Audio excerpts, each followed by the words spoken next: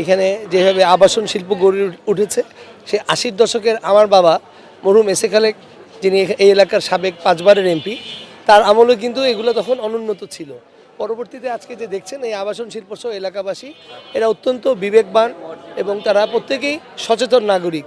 তা আমি তাদেরকে আমার ঐতিহ্য, তাদের এলাকার উন্নয়নে আমার অবদান, আমার পরিবারের অবদান, কেন আমাকে ভোট দিয়ে নির্বাচিত করলে স্থানীয় বাসিন্দা, স্থানীয় ছেলে হিসাবে, সন্তান, মিরপুরের সন্তান হিসাবে তাদের যে কোনো বিপদে আমি পাশে থাকতে পারবো, সেই অঙ্গীকার তারা সমর্থন দিয়েছেন যে আমার বাবার সুনাম আছেন এই এলাকার কল্যাণে।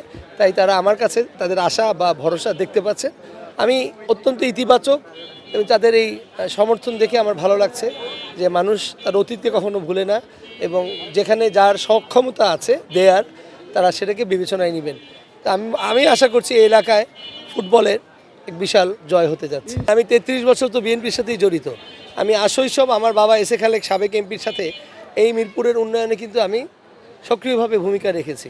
আমি নিজে গত ১৭ বছর যেভাবে এলাকাবাসীর পাশে ছিলাম, নেতাকর্মীকে ঐক্যবদ্ধ করে রেখে তাদের দুঃসময়ে তারা যখনই জেল জরিমানায় যেত, আমি কিন্তু তাদের পাশে আইনি সহায়তা সহ তাদের পরিবারের খোঁজ নিয়েছি।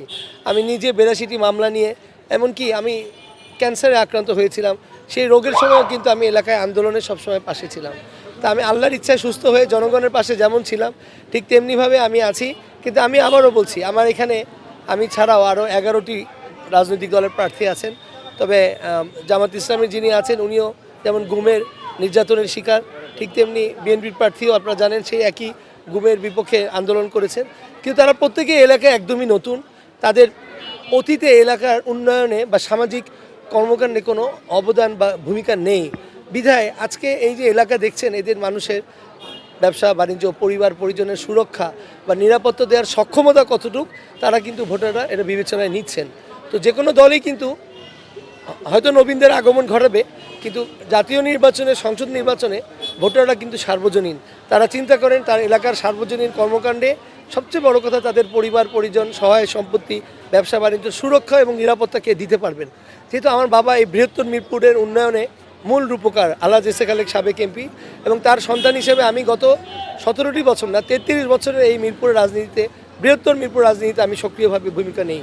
তা আমার যে সমর্থকরা আছেন তারা জানেন আমি কখনোই মহামারী করোনা সহ কখনোই কিন্তু এলাকা থেকে ছেড়ে যায়নি। সেই করোনার সময়ও কিন্তু জনগণের পাশে থেকে আমি ত্রাণ বিতরণ করেছি, তাদেরকে স্বাস্থ্য সচেতনতা সামগ্রিক দিয়েছি। তা আমার কাজই হচ্ছে, আমি জনগণের লোক। আমার আব্বা উনি জননেতা ছিলেন, আমরা একজন সমাজকর্মী, এলাকার মানুষের পাশে দাঁড়ানো আমাদের এটা রক্ত মাংসে মিশে আছে।